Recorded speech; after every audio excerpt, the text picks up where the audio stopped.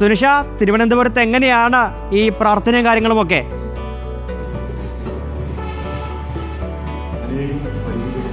Good morning Roshni, Venky. തിരുവനന്തപുരത്തും ഓശാന ഞായർ 7 മണി മുതലാണ് ശുശ്രൂഷാ കർമ്മങ്ങൾക്കൊക്കെ തുടക്കമാവുക. ഇതാ ഞാൻ സെന്റ് ജോസഫ്, പാളയം സെന്റ് ജോസഫ് കത്തീഡ്രലിലാണുള്ളത്.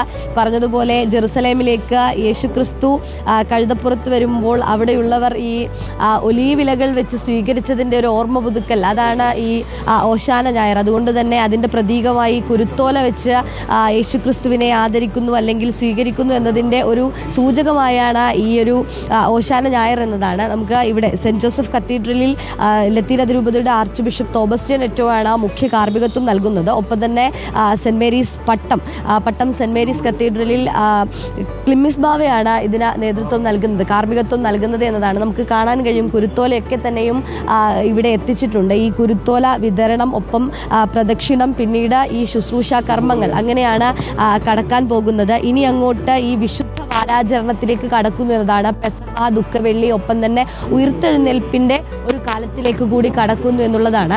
അതായത് യേശു നടത്തിയ ത്യാഗത്തിന്റെ ഓർമ്മ പുതുക്കൽ, ഈ പറയുന്നത് പോലെ ഈ അന്ത്യ അത്താഴം, ഒപ്പം തന്നെ കുരിശിലേൽക്കൽ, അങ്ങനെ എല്ലാ ഓർമ്മ പുതുക്കലും കൂടിയാണ് ഈ ഓശാന ഞായർ എന്നുള്ളതാണ്. കൂടുതൽ ആളുകൾ പള്ളികളിലേക്കൊക്കെ എത്തി തുടങ്ങുന്നതേ ഉള്ളൂ. ഈ ഈ കുരുത്തോലയൊക്കെ തന്നെയും ഇവിടെ എത്തിച്ചിട്ടുണ്ട്. നിരവധി വിശ്വാസികൾ ഇവിടെ എത്തുമ്പോൾ ഈ തോമസ് നെറ്റോയുടെ നേതൃത്വത്തിൽ ഈ ശുശ്രൂഷ ചടങ്ങുകൾ ആരംഭിക്കും. ഒപ്പം തന്നെ ഈ കുരുത്തോല ഓരോ വിശ്വാസികൾക്കുമായി നൽകിക്കൊണ്ട് ഈ പള്ളി പ്രദക്ഷിണം ചെയ്ത് പിന്നീട് ഈ ചടങ്ങുകളിലേക്ക് കടക്കുമെന്നുള്ളതാണ് ഇതിൻ്റെ വിശ്വാസപരമായ കാര്യങ്ങൾ. ഏതായാലും എല്ലാവരും എത്തുന്നു. 7 മണിയോടുകൂടി തന്നെ കർമ്മങ്ങൾ നടക്കും. തിരുവനന്തപുരത്ത് എല്ലാ പള്ളികളിലും ഈ ഓശാന ഞായറുമായി ബന്ധപ്പെട്ടുകൊണ്ട് വിവിധ ശുശ്രൂഷ കർമ്മങ്ങളുണ്ട്. അത്തരത്തിൽ 7 മണിയോടുകൂടിയാണ് എല്ലാവരും ഇവിടേക്ക് എത്തുക. റോഷ്നി, ഓക്കെ, തിരുവനന്തപുരത്തെ വിശേഷമാണ് കേട്ടത്. ഇനി